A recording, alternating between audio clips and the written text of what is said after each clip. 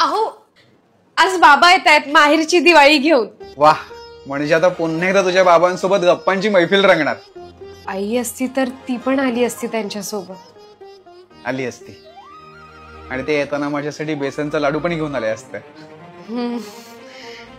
आपण आजच बाबांना आपली गुड न्यूज देऊया. चालेल. मी त्याला सरळ सांगितलं, मी तुला अजिबात जागा विकणार नाही. अहो गावात आता स्वतःच्या जागा शिल्लक राहिल्यात कुठे जावे बापू. बरोबर आहे, आणि तुमचे निर्णय कधीच चुकत नाहीत. नाहीतर जावे म्हणून तुम्ही मला स्वीकारलंच नसतं.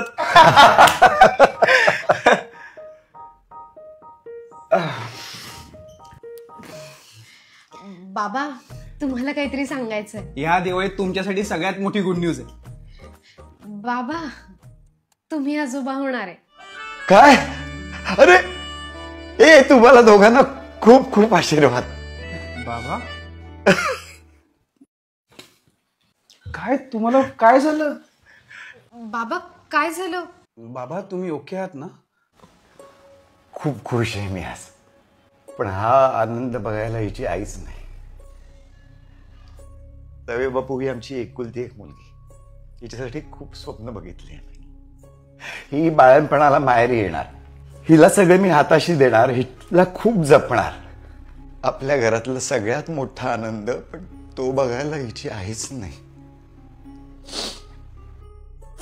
बाबा जावे बापू, तुम्ही काही काळजी करू नका. तुम्ही बिंदास हिला माहेरी पाठवा, हिचं सगळं करायला मी समर्थ आहे. बाबा अहो बाळणपणात केवढे कष्ट असतात. गोळ्या औषधांपासून रात्रीच्या जागरणापर्यंत तुम्हाला नाही शक्य होणार. आणि मी माहेरी आले ना की मला माझ्या बाळासोबत तुम्हाला सुद्धा खुश बघायचं.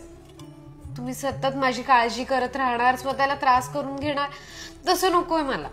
पण मला तुझ्यासाठी खूप काही करायचंय. ओढभरणीपासून ते डोहाळजेवणापर्यंत सगळं मी करणार. तुझ्या आईच्या सगळ्या इच्छा मी पूर्ण करणार. खरंच आज आई हवी होती. खूप गोष्टी सोप्या झाल्या असत्या. का? आई नाहीये पण तिचा आशीर्वाद आहे ना आपल्यासोबत. आणि राहिला मुद्दा तुझा माहेरी जाण्याचा, तर तू कुठेही जाणार नाहीयेस. तुझं पूर्ण माहेर इथे येईल. बाबा तुम्ही इथे राहायला यायचं. आपण दोघं मिळून हिची काळजी घेऊयात. आईची भूमिका मी पार पाडेन.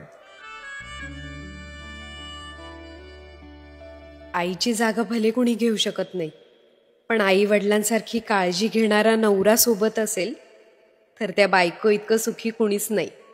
आपण ना ड्युटी वाटून घेऊयात. तुम्ही ऑफिसला गेलात ना की मी हिला सांभाळेन, आणि रात्री मी सांभाळणार, आणि किचन मी बघणार सगळं. नको, तुम्ही खूप पसारा करून ठेवा.